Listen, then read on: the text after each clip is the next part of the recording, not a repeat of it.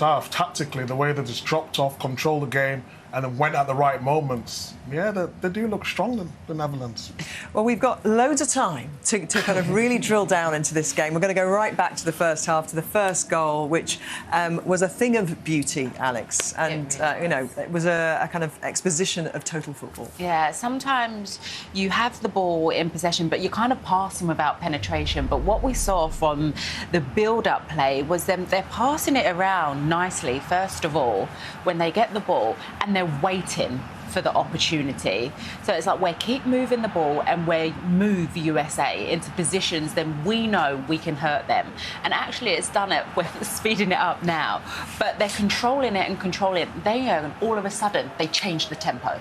Yeah, that's what good teams do. You know, they know exactly when then to accelerate and when to play the passes sharper and go from 1-2 touches into just one touch. You know, and this is just a pure quality. It's quality of your players, and they see exactly the moment when they have to pass and where to have to pass it. And this is just a beautiful goal. You've had another look at it from a defensive point of view from the US. Yeah, I mean, you know, they couldn't hold heads up high, the USA, but they were a little bit naive today. The way they pressed, out of position, and then, you know, you can't really question their willingness to get back. But it's just that split second where you switch off, you don't cover the gap, and unfortunately Adams, you know, couldn't get close enough to Depay here. But it was a beautiful goal from a Netherlands point of view, and yeah, they did look sharp in that first half. Yeah, and to be honest, they kind of just really contained and looked like they were happy to go in with 1-0 because they weren't bothered about having possession, were they? And then they ended up getting a second, obviously, just before half-time, but not before the fans in Eindhoven had had a chance to throw their beers in the air and celebrate that one. But the second goal was just a real... It must have felt for the US like a sucker punch because they managed to keep it down to 1-0. And even though they'd had possession and not been able to create very much, that was the point where they're about to go in and kind of reassess. And then that second goal, Jurgen, just kind of... Yeah, and it almost felt like they sniffed it, you know, because the US actually was pressuring well the end of the first half. They were kind of getting closer, and that's when they take the moment and say, OK, you know, we're going to send us another signal, another message out there. Yeah. And it's just pure focus and concentration and precise, exactly knowing what they're doing, exactly. Daily Blind knew exactly the ball will come there, so I'm waiting, and then I go in front of my opponent there, and then I have a yard of space, and just, I mean, this is just instinct and precision, and just huge compliment. What was good about that, though, is their patience. If you looked at earlier on, there was deep, but in that moment there, I know they had to throw it up far, but it was the way they boxed the USA in, didn't let them out, and then the pass across was just excellent for a nice finish. And the Netherlands were very happy to let the US have the ball because they weren't in any dangerous areas. They couldn't get that supply line to Pulisic, could they? And we had the tactics they employed, which really in the first half is what has got them the victory overall. Yeah, it's how you can control a game without having the ball, but you know what you're doing. It's a game plan. And what they did is like, OK, we know you want to play a high pressure, high energy kind of game, and we're just going to drop off and not allow you to do that. You're going to have to try and figure it out, which they didn't. And this is a clear example of everyone working together to close off passing lines so you don't get it to your danger players. Then it's like the what next. But it's everyone knowing their job, setting traps and then winning a ball back, Micah. Yeah, I just think it was excellent tactical play because we highlighted the free midfield for US before the game, but they almost strangled them in that middle of the field. They didn't know what to do. It was like, get the ball out wide, can we get a cross in the box? But the key players for the USA couldn't get involved in the game today. And I just thought that was brilliant from the Netherlands today in just knowing what there was coming, obviously planned for the game, knew what their strengths were and nullified that. Sorry, go on. On that, when we're showing those clips as well, and when we're talking about dropping off, it's not having a deep line. What you're doing, you're still condensing the spaces and making it hard to be played through also. What does it feel like as a manager when you're there in your technical area and your tactics are kind of being played out beautifully by your team? Yeah. And your orchestra are playing every note how you ask them to? No, then you're getting challenged. You're getting challenged in terms of what's my plan B, what's my plan C, you know. And in the moment when, you know, the Dutch dropped and they kind of, we're so compact in the middle, you got to come over the wings. But coming over the wings against the back five means you have to double the side. So you have to have a left midfielder going and maybe outplay their outside position. And you got to come up with other strategies. Unfortunately, the US don't have the player material to do that. Then you need also the players are capable. Then I was hoping a bit Timothy Weah with his speed going at Daley Blind, because he gets It just didn't do it though, didn't do it at yeah. all. But also because of the fact that they dropped it, there was no really space running behind Daley Blind, and all those kind of elements that you think through it before the game said, you cross-check them off and said, no, this is not working. This is not working. And this is the experience of that Dutch side. It's really the experience, and they knew that the real danger from the US is Christian Pulisic. And other than it's maybe here and there they get a goal from another player, but the key in the US game is Christian, and they completely shut him down. They shut him down by not allowing him to get actually any deliveries. And of course, he was involved in the goal the US managed to achieve, which did give us some jeopardy, didn't it? For about 10 minutes. Came out of nothing. It's one of the best goal we've ever seen, or the luckiest goal we've ever seen. You see right here in the centre. I'm definitely going to luckiest goal. I don't know about you, but it gets into a good position. He was starved at times of the ball, but the way he runs in there, and then I think that's a bad touch, to be honest. I don't know what I think Twitter's divided. I've seen some people saying it's the greatest thing they've ever seen. We've got to give it to the US, though. Yeah, they've come here, having a good time. They came back into the game, no matter how. It's in, it's 2-1, we got a game. Yeah, the more you see it, the more implausible it feels. Let's give it to his goal anyway. It was going on target, so yeah. Let's just call it an insane piece of skill.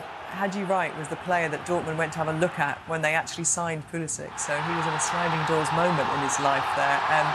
There you go. In Kansas, the fans are just thinking, like we did, thinking, hang on, this is game on here, 2-1 with 15, 20 minutes to go. We can perhaps see some... we're singing USA. some kind of comeback. We were both singing USA, Alex. But it wasn't to be, because your main man, you've been purring about him all afternoon. Go on. Denzel Dumfries. I mean, what a player he is. I mean... Denzel named after Denzel Washington, by the really? way. Yes. Oh, interesting. I just thought his whole game was brilliant. We start here with the assist. And it was his timing of his runs. Me and Al's have played in that position, and he didn't sort of mix it up too much, but when he did, it was the right moments. And down this right-hand side, it was breathless. This is the clip that I like the most, so, is because there's nothing there, but he wants to get into this little bit of space here, just to create something for his teammates, and then get the ball across. Lovely. On another day, it's another goal. And his defensive work coming here. Poor mistake there. You think Wright's going to put it away? Who's there to clear it off the line? I mean, it was a 5-star performance, and he capped it all off. I don't know what the USA defence are doing here, but he's just at the back post, all alone. Has he got the composure to finish? Of course he has. Wing back to wing back, and it's a lovely finish. Why did he have so much space, Alex, though? Right there. How was he left there on his own, though? Yeah, when you're looking across that, especially because USA just got themselves back into a game, and then you switch off, and that's the difference at the top level. And you switch off for a minute, and then the game is completely gone. OK, let's get some reaction from the US camp now. Their head coach, Greg Berhalter. Yeah, this is a difficult one to handle. It's such a good group of guys, such a close group of guys, and we came up short today, but not for the lack of trying, not for the lack of effort. I think the guys poured everything they had into this game, and unfortunately, we lost it. Obviously, plenty of emotion on the pitch. I saw you hugging so many of these guys. How proud are you of what they've done throughout this World Cup? Really proud. I mean, when you think about this group, how they've come together over the last 3.5 years, it's really special to see. You don't often get a bond like that between the teammates and the staff and everyone. So really proud of this group, but bitterly disappointed in the result tonight. I know how much you wanted to show the world what U.S. soccer was capable of doing. What did you prove about the potential of U.S. soccer moving forward? I think we made some progress. I think when people look at our team, they see a clear identity. They see guys that go out and fight for each other. They see talent on the field. So we made progress, but on this particular night, we came up short. Well, they did have chances, didn't they, Alex? They were, you know, not just obviously the goal there. The interestingly divided over whether it was technique or fluke goal. But they had opportunities, and Pulisic in the first half will look back within the first few minutes of the game and rue that. Yeah, I'm not sure whether he's thinking if he was offside and he just snatched at it, but this could have actually changed the game if this would have gone in and started like on the front foot like they were.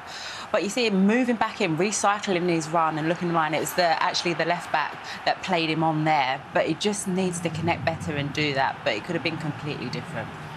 Yeah, I mean, they didn't really, go forward with that much conviction. If we're being totally honest, you see, we're here having a shot, but it's from outside the box again, clustered in the middle of the pitch. Ream, I expected to score there. I mean, I know he's a defender, but he's got to put that in the back of the net. And Musa, who I actually thought had a brilliant game today again, worked so hard for his team, goes on to McKennie there in the midfield. And this is what we thought we'd see more in the game, breaking the lines a little bit more, comes back into the centre of the pitch.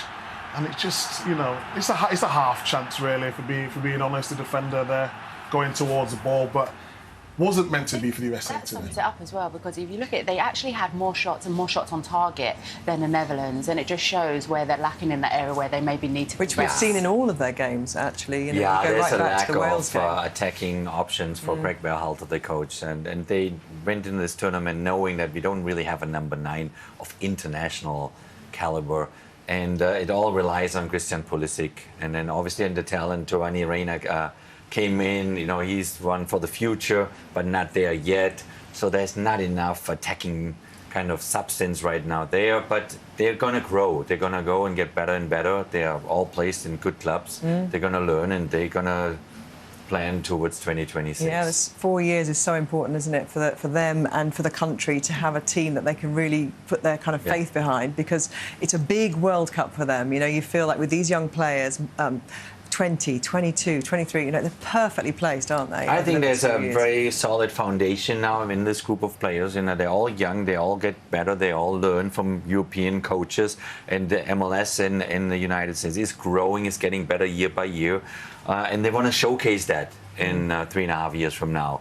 And they will showcase it, I'm sure about that. But for today, there was not enough quality yet, in the US side to put in danger a Dutch team that was very solid, just comfortable. They were cruising through this game, and every time they knew, maybe we're getting a little bit under pressure, then we gotta score here, and that's what they did.